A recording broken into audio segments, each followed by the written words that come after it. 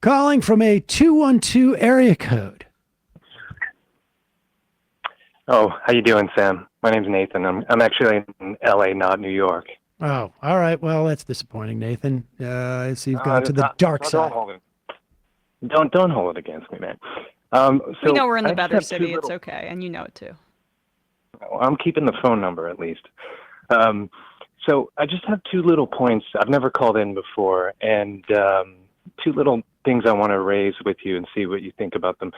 I was listening to. Actually, maybe I should give you a little bit of a really 5-second background. Listen to the end if you can, without getting angry. But I was an investment banker. I worked in mergers and acquisitions. I've been on public company boards as a director, and I've also been a small business entrepreneur. Some of that obviously didn't work out very well, but I'm actually a very far left-wing person right now. Like, my candidate would be Cornel West. So, but I was listening to this your show like 4 or 5 days ago, and you had a little segment that I think you reposted about, it was called something like, the U.S. economy is a scam. And I think, I agree with your point. 100%. Will you remind me what it was? I don't do the titling of the, right. So okay. Tell me what it was about. One of the first points that was made was about the opening up historically of legislation allowing hedge funds, pension funds to invest on the VC side of things and more speculative things. And your point and a lot of the points that were made were totally factually 100% right, which is, here's one of the points you raised first. You basically said, it could have been Emma, I'm not sure who it was, but basically the point was made that it's basically greed from the corporation thinking, if you have higher returns, you basically don't have to invest that much to keep your pension funds, things like that. Right. I mean, this is why if you can reasonably, it's in quotes, if you can reasonably expect 10% returns, I'm just using these numbers randomly, just to because they're even numbers. You can reasonably expect 10% annual returns versus 7% annual returns. In the stock market, the amount of money that you need to actually sink into the pension on an annual basis becomes less, and you don't really have to pay the piper until you don't get those returns 20 years later, and you can't pay off the pension. Yeah, which you say that to me, and my answer is 100%. I won't even argue with that. But the reason I thought, and I've never thought to call a show. I was actually trying to figure out that day how to call in. I don't listen to the show live. I'd listen to a lot of clips afterwards, Yep. So I was trying to give you my point of view from someone who's worked in corporate finance and worked in I'm not a capitalist person. I was doing that when I was trying to, I just didn't know any better, to be honest. I was highly educated in one specific area, no education about the world or how we got there, but changed that over time. But basically, nobody I've ever met thinks like that at the highest levels of corporate kind of control. No people, even though what you're saying makes total sense, nobody ever thinks like that. And I think if I would the reason I wanted to call was to kind of give you a little, because I love what you guys are doing, but I just wanted to give you a little bit of criticism, because often when you're talking about these details and things that are totally right like that, you're talking about an issue which you're talking on the margins of the issue, because nobody actually ever thinks like that. The reason those laws got totally evaporated, right, starting in the late 80s, and then Clinton did it horribly in the 90s, and then 25 years since then, Yep. It's all been broken apart.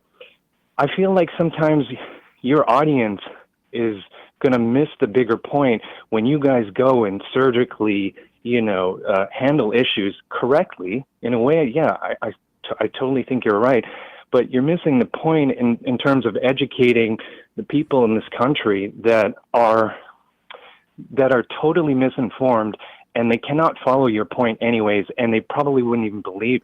All right. Well, Right, I it's mean, like- be more specific as to what point we're missing. Okay. I mean, aside from like Okay. the show Yeah. critique. Okay, well, if you're talking about the U.S. economy as a scam, and you're talking about the stock market, you should explain it in a way that it's sort of more real. The stock market is a scam, 100%, and the reason it's a scam is like the way I would describe it is a musical chairs sort of thing, and everybody understands what that is, right? Keep taking a chair away, and then there's a few seats at the end, but if you wanted to keep that game going more and more, taking the chairs away is a metaphor for CEOs ripping, $100 million bonuses out and basically inefficient systems. Like you can't have one person rip out. I think you just mentioned 10 minutes ago, somebody, taking a $35 million bonus or something. Like it doesn't make any logical sense that you could rip this money out of the system and everything could keep going. Right? So then you run out of chairs or you run out of money eventually.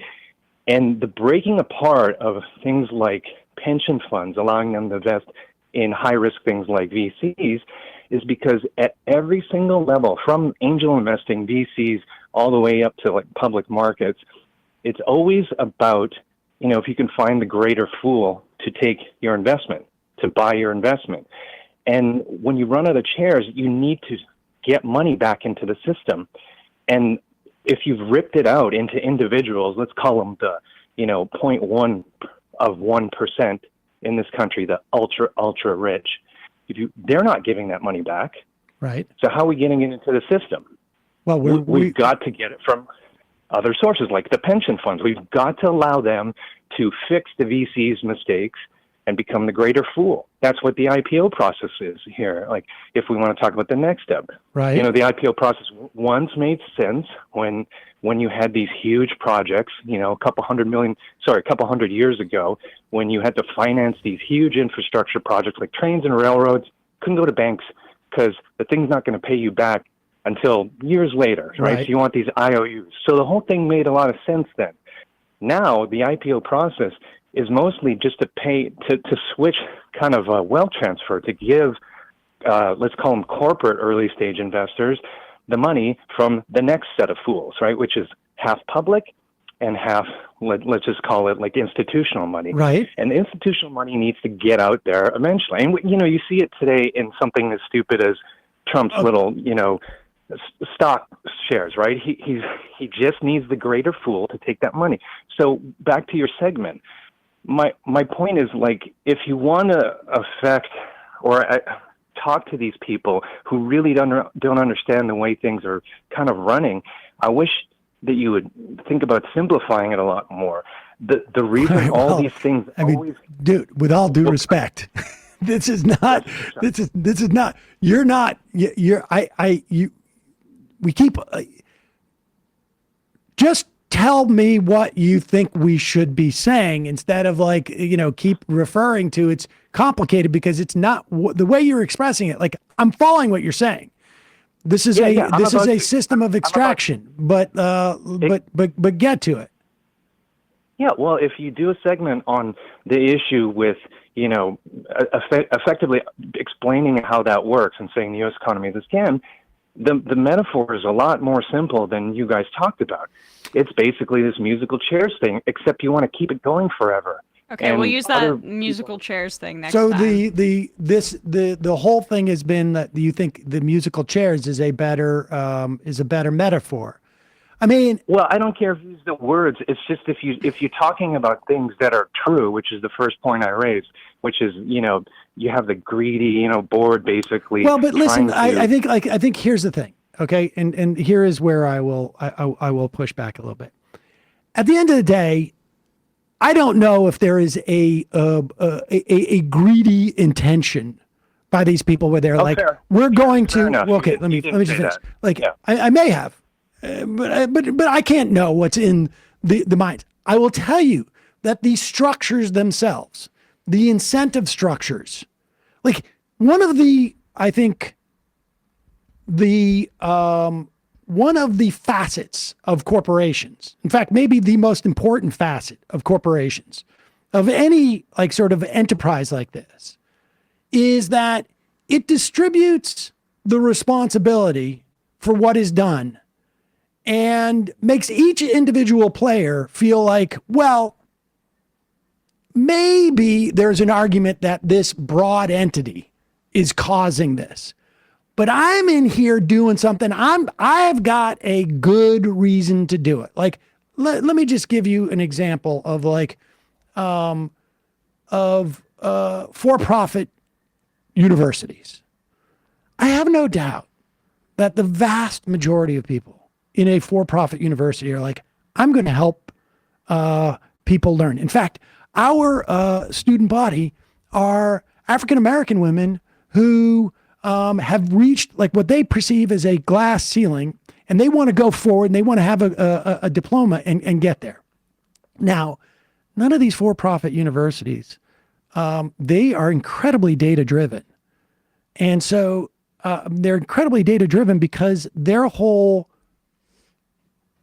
way they make money is to retain students past their second collection of government loan. 90% of the revenue comes from government loans. None of these people who work at these entities have any idea of like what is the efficacy for the goals of these people in terms of like, I don't know how you measure whether they're better educated, but you certainly could measure whether they're making more money. They don't do this type of data collection because they don't want to know. And so it allows everybody involved in this enterprise to feel like I'm doing something good. But in fact, what they're doing is actually something not good. And they're also now, I don't know what's in the hearts of these individuals. There may be people there who are like, I've already figured this out, but I'm making the money. But here's my point: is that but I accept that. I said I misspoke. If you didn't actually say they were greedy. So you don't have to. I understand it's a system problem, right? My whole issue is I'm not arguing about that. And I'm not saying that corporations don't make sense or entrepreneurs don't exist. I worked in the biotech sector, so I was justifying myself, basically saying, well, if you need to be doing all this, at least you're trying to help, new drugs get on the market for people. Right. And there was plenty of occasions, I'm sure, that you would find that like, oh, this drug could be very, very helpful to people, but we can't figure out a way of making money off it. And so it dies on the vine. Like that happens all the time, right? That happened when I was the chairman of a public biotech company, and I don't need to go into it unless you want to hear about it, but I guess my argument is like, you're saying that I'm not expressing the real sham part of this, which is that it's, people keep looking for the next dumb person to come in, and that's what's keeping around. On some level, it's a Ponzi scheme. It has been aided, I would say, the Ponzi scheme has been aided by, the loose monetary policy that we've had for a long time. But that loose monetary policy is also, I think, in many respects, been able to sort of keep other people afloat. The bottom line is that there are people who are hoarding money in our society. There is a disequilibrium as to how the money has been redistributed. And to some extent, the liquidity that we've had in our economy has kept, there have been kept enough people in money to sort of like lower the tension ratchet, if you will. But the bottom line is everything that we've expressed, the financialization of our economy, the incentive structure for CEOs, board of directors in the C-suite, where they're making money because of this whole sort of like shareholder value theory. They're making money without having A, the same constraints, and B, the same incentive structure of our capitalists from, let's say, the 1950s or the 1960s, which I agree with that. And I should also say I actually taught briefly in business schools in corporate finance and economics. So I just don't understand. After all this, we've been talking for 15 minutes, and my critique is about how you present these ideas, and you're talking about things that are on the margins of the greater idea. So it's more like, I wonder who your audience is. If it's someone who's really informed and maybe is leaning left, if this could be your audience, and maybe it's just a waste of a phone call. If it's that person, then I think you're doing a great job on this stuff. But if it's the people who are really clueless and yet determine our future here, let's just call them independents or people who aren't uninformed and all that stuff, I think you're talking about issues on the margins where it's almost a waste of breath. And I don't mean to be insulting. I just feel like you could just try to explain. It's like that last caller. He went on a few callers ago, the Republican. Yeah. He went on he did talk about many topics really quickly. But at one point, he brought up something that was really important to him. He said that, he was a military guy, and basically in so many words, he ended up, wondering why they were over places like quote unquote protecting democracy. He knew that it was all about all about resources. Yeah, but why? Why, right? If you want to explain to someone who let's just say is not, doesn't have time to get in deep into politics. Well, it's corporate. It's corporations. These resources, they're for people to make money off of. Yeah, but how? Why? That's what I wish that, like, the big idea that people can understand. Like, we agree. We don't disagree. I got to be honest with you. Maybe I am just too dense to understand what you're saying. But we've been talking for 16 minutes. Does anybody else though? What about Emma? Is she Emma, do you understand what it is that he wants us to say? Like, it's like, it feels like some type of secret that you're not telling us. Okay, do you feel like you've said it? I'll say it in 2 sentences. When you're talking about issues, for example, the one I raised, the segment I saw, when you're talking about issues like that, you're saying accurate things, but you're too in the weeds. And you're not talking about the big idea of why these issues are problems. That part of your critique, I get. But what I am unclear on is what is the big thing that you are saying that we're not talking about? Well, it's not to correct what you're saying. Dude, I don't care about the critique. What is the big thing that we need to be saying? What do you want us to be saying? It's not. I don't want you to repeat any specific thing because you guys are well informed on all. I know, but when you're talking about issues, you get. Okay, so we're too in the details. We're too in the details, right? Sam's too in the weeds. It's who's our audience. So what is the thing that we're not saying that you think we need to be getting across? Well, for example, let's go to my example of that caller that I just mentioned, the Republican caller a few callers ago. When he raised this very important idea of why our military is over places, right? I'm pretty sure the three of you fully understand why we're over there, but you didn't actually really talk about it. Well, you tell us why we're over there. Tell us.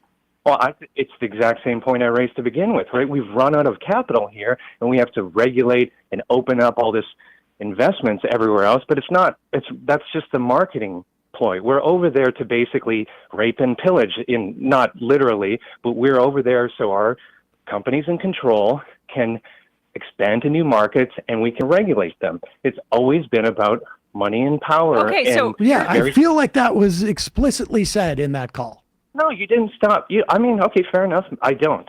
But that would be a great time. That's all I'm saying. If you're talking to someone like that, he's obviously, that guy is. I don't know him, but he sounded very earnest and someone who was a nice I think person. we had a productive conversation with him. So often in calls like this, we'll say it's a good opportunity for you to start your own show. Oh, well, okay, fair enough. I was just giving you a little. I don't know how many people who call in with my background, right? No, so I appreciate that. I appreciate that. No, I appreciate it. I appreciate it. I mean, I think, frankly, people with your background would be more helpful to me to get me deeper into the weeds. I think in terms of the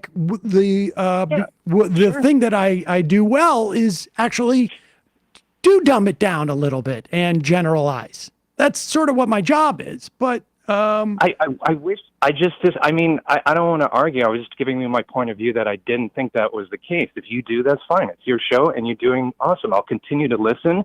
I was just thinking, like, this isn't helping the people that I wish we could reach in this country. The way, and maybe that's just not your audience. I get it. Like, it's, but if it's it possible. Who are the people? It's possible. Who are the people? It's possible because you understand that, like, this is not radio. So people can't accidentally find this. The only way that people find this show, frankly, for the most part, is either they're already sort of like inclined to agree with this perspective, or they are watching Tim Pool or Dave Rubin or stuff like that, and we're specifically refuting their points, and we've got into the thing. But that's a great point, though, Sam. The second point you just said, right? If you get some weird exposure on these right wing shows, right now Emma, you just said a second ago, which people? I'd say the audience of those shows, right? Yeah. But it's like if they're clipping you. That's explicitly what we try to do here. But if you don't think we're doing a good job, I'm sorry. I'm not saying you guys aren't doing a good job. I'm just giving you my little opinion, which could very well be wrong. All I'm saying is if you get clipped, out of context, and you're talking about something kind of, which I understand, but we're not really. Not going to resonate. But listen, I think you would be surprised, at least in my experience, that if you understand it, a lot of people probably understand it. Well, listen, I don't work in the corporate world, and I at the moment, right? And I do have a lot of, let's just say, acquaintances and friends who are very right wing leaning, and they are, let's just say they're half MAGA, right? These okay. People. And okay, well, whatever you think of that. I hear. Here, let's do this. Let's do this because it's. I gotta go. Okay. Let's do this. Get a couple of those MAGA people, those half MAGA people, then make a deal with them. Listen to the show for a week. And you can even send us an email and tell us to have them call in, and let's see what happens. That's why I'm calling. Okay, do that, and we could have this because you've been friends with them for a long time. You haven't been able to change their minds. Let's see if I can. Yeah, that's why I'm calling. Wish you could, right? Well, I'm telling you, tell them to listen to the show. I have done, not in the next week or something, but I've already done this, right? I don't know what left-wing sources I can point them to that actually talk about things in a language that... Oh, yeah. I mean? You think that they're not the language isn't right. I'm telling you, the language is right. Have them call me. Okay, well, I'm just giving you I disagree with that, but I do wish... Well, we need evidence. I appreciate the call, though. Thank you. Yeah, you too. Take care.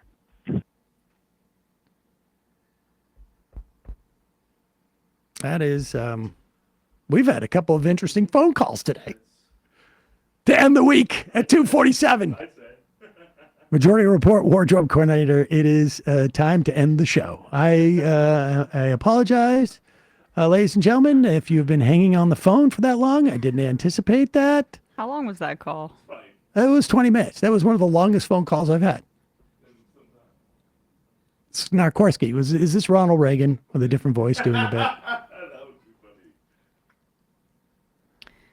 funny. I mean, I have to say that even after 22 minutes, and I was probably more patient early on, I don't know what the actual point he was making other than he doesn't think we're effective in communicating to the right people. We haven't changed his friends' minds, or it's and I think that's fair. We could be smug when we want to be, but I mean, look, no one can compete with my smugness.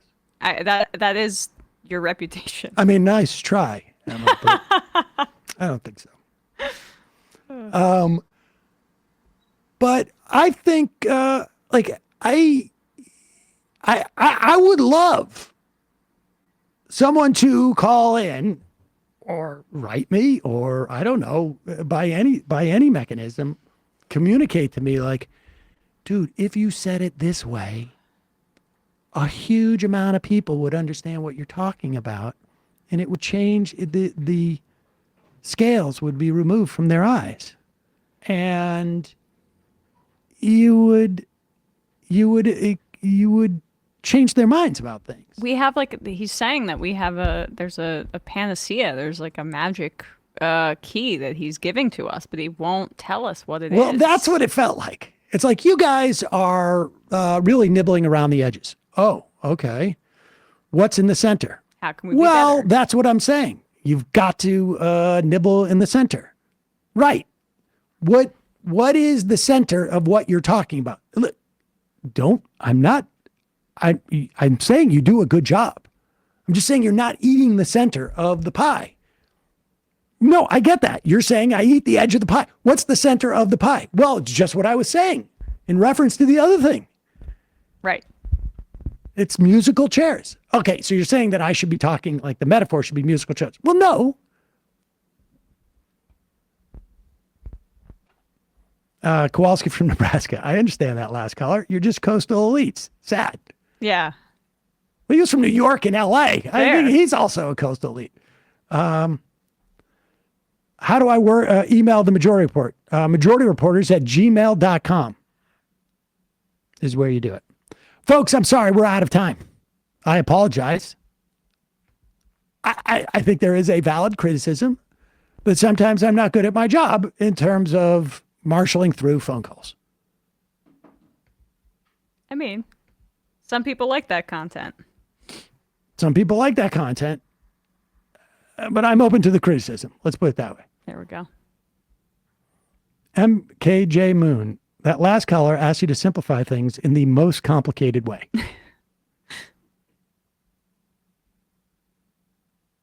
Left Wing Death Squad, I understand that color. He didn't understand that you were asking him to tell you what flavor the feeling was. I understand that color. Sam, I don't know. I don't need your liberal tears or money. Thanks again for the show. You all do great with your econ takes. Seth P.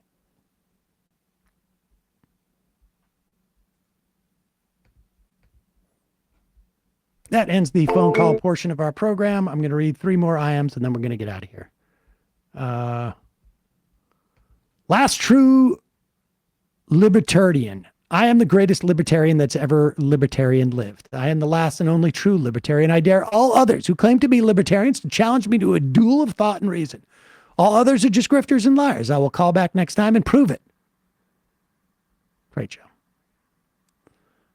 Sam, as a Massachusetts native, bingo dango, wondering if you'll cover the ongoing Steward healthcare story. I will look into that. Libertarian Swifty, can I get a shofar for my 7-year-old daughter who, upon finding out her grandparents are voting for Trump, told them left is best, setting off one of the most heated political conversations my wife has ever had with her MAGA mom. That's amazing.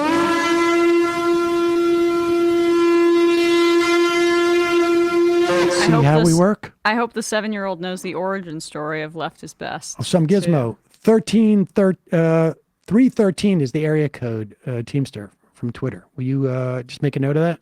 Yep. Shapiro's equations.